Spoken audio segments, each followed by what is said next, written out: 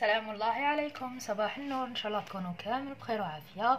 عدت لكم بفيديو جديد ما درتوش كاع من قبل. اليوم حنخدموا لي فوندون اللي هما معطرات للجو، مكونات بسيطه جدا ومتوفره في المنزل ما عدا هذا المكون. نروحوا مباشره لواش نسحقوا باش ما نطولش عليكم، وان شاء الله تعجبكم. ما تنساوش جام واشتراك في القناه وتفعيل الجرس ومشاركه الفيديوهات لتكبر القناه، وشكرا لكم كثيرا مسبقا. اذا على بركه الله، الماده الرئيسيه هي هاد الشمع. راح نقطعوه ونحطوه في كسرونه ما تسحقوهاش ولا تخلوها سبيسيال لهاد الاشياء. راح نسحقوا زيت عطري، تجيبوه من عند اللي يبيعوا الريحه، غالي على كل حال.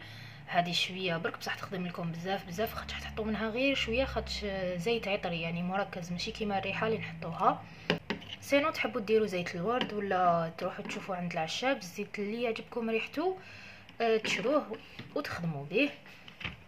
راح نسحقوا هادو للتزيين. هاد الورد المجفف ما عندناش ثقافه الورد هنايا، فكي يجيبوا لكم هكا ورده تحبوا تستحفظوا عليها ولا تيبسوها وتشبحوا بها هكا، تخلوهم ذكرى، ولا تشبحوا بنجم البحر ولا باي شيء، ولا بالقرفه ولا بالكاكاو هكا ترشوه من الفوق ولا اي شيء المهم عندكم تحبوا تشبحوا به.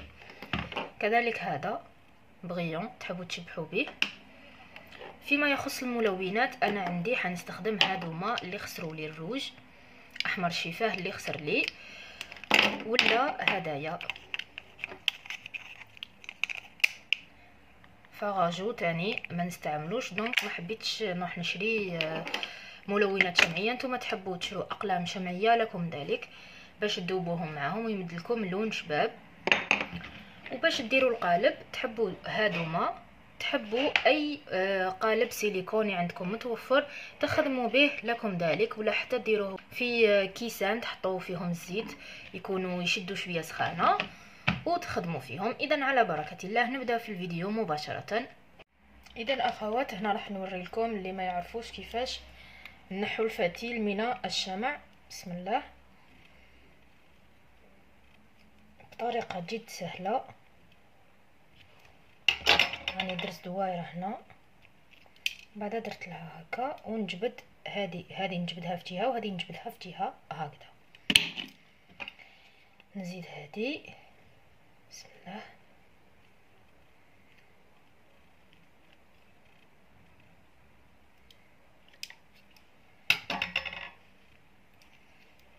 هكذا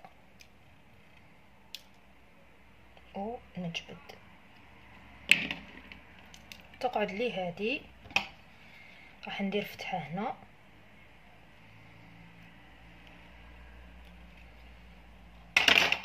وهذا نجبدو هكذا.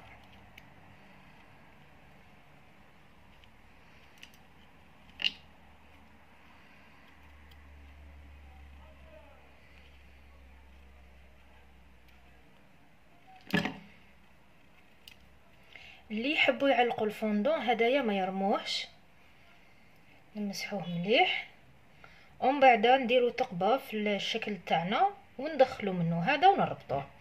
هادوما ما نرموهمش، نروحو نحطوه. تحبوا في حمام مائي تحبوا تنقصوا النار على نار هاديه حتى يذوب، ونعاود نولي لكم. هاوليك هنا اخوات راهو بدا يذوب. ها هيك النار كيفاش راني دايرتها، دوك حتى يولي سائل كامل باش نحوه. هنا اخوات راهو داب كامل. دوكا نحبوا نزيدوا البغيون ولا نزيدوا ملون، سواء قلت لكم تاع الشمع ولا الاخرين هذوك اللي وريتهم لكم، ومن بعد نحطوه في القالب تاعنا.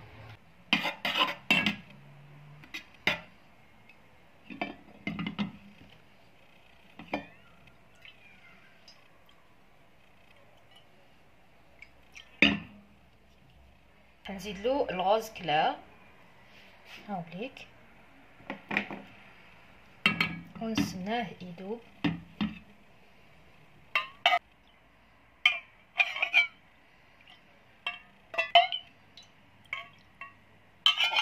نحطو شويه برك تاع الزيت العطري بهذا الشكل لو كان عندكم سرنج خير. هكا نخلطو مليح، نجيبو القوالب تاعنا. تحبوا تحطوا البغيون قبل ما تحطوا هذا لكم ذلك، كذلك الورد تخيروا الحرف اللي حبيتوه زعما هنايا، حطوها بالشكل اللي راكو حابينه نتوما. انا حبيتها هنا في الكوان هكذا. بسم الله.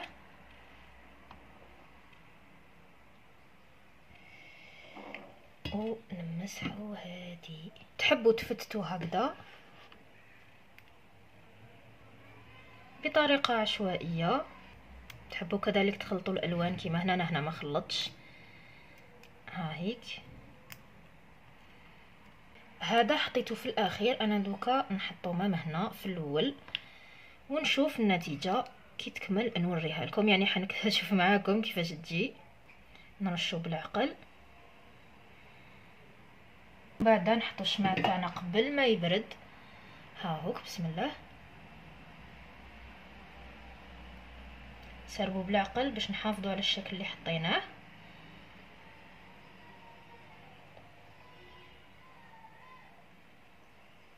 ها هوك. ومن بعد تحبوا تزيدوا فوقو بهذا الشكل. كبروها فقط باش ما تغرق لكمش، وحطوها ابان. هذه راهي تغرق، قالت لكم نغرق. ها هيك هكذا. وتحبوا كذلك تزيدوا من الفوق لكم ذلك البغيون، تحبوا ما تزيدوش.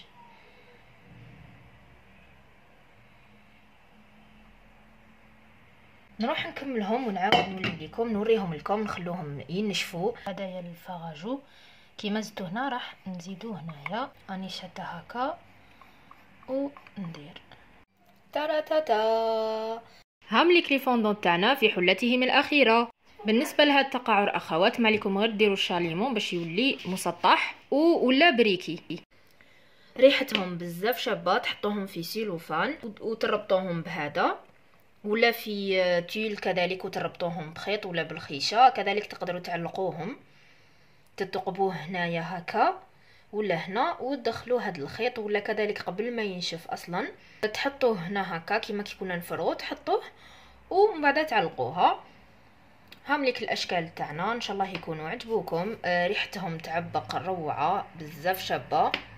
الا حبيتوا كيما هنا يخرج هنايا، ما عليكم غير تحطوا هاد الاشكال اللي درناهم من تحت، تحطوهم هما الاولين في المول، تحطوهم هنا ومن بعد الغشمه تاعكم بالعقل باش يخرج لكم من الفوق منا يخرج لكم الديزاين تاعكم. تحبوا كذلك تذوبوهم شويه بشاليمو ولا بشمع، ومن بعد تلصقوا من الفوق واش راكو حابين هكا، ترشوا ولا تحطوا الورد هكا تحطوه من الفوق لكم ذلك. هذا هو الفيديو تاعنا لنهار اليوم، ان شاء الله يكون عجبكم وتستفادوا من الورد تاعكم وتستغلوه. دمتم في امان الله وحفظه، والسلام عليكم ورحمه الله وبركاته.